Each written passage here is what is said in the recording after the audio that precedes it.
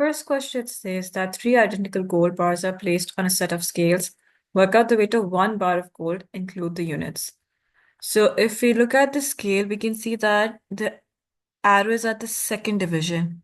So between 2 and 3, there are 1, 2, 3, 4, 5 divisions. So that means each division is equal to 0.2.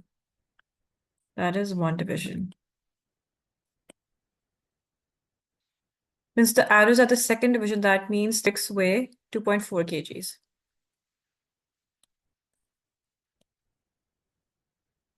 So 1 brick is going to be 2.4 divided by 3.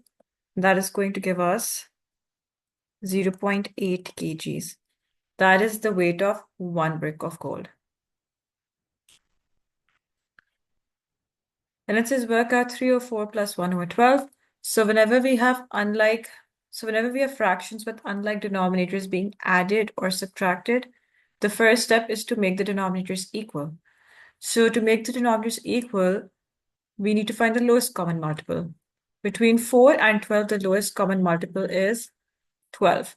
So that means we multiply the first fraction by 3.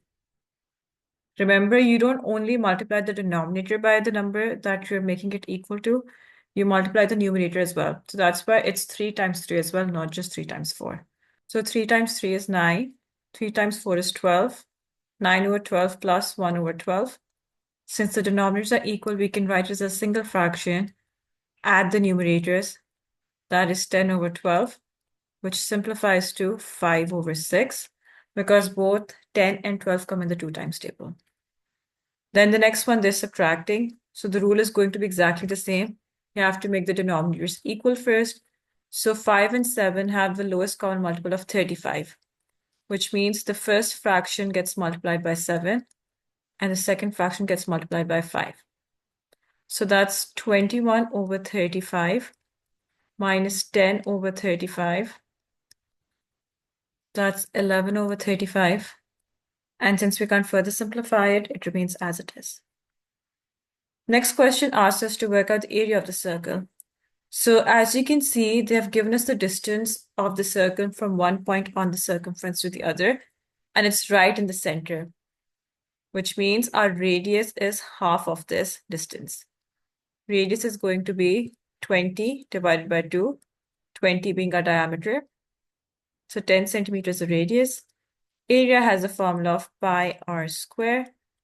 R is 10, so pi times 10 squared, and that equals to 314 centimeters square.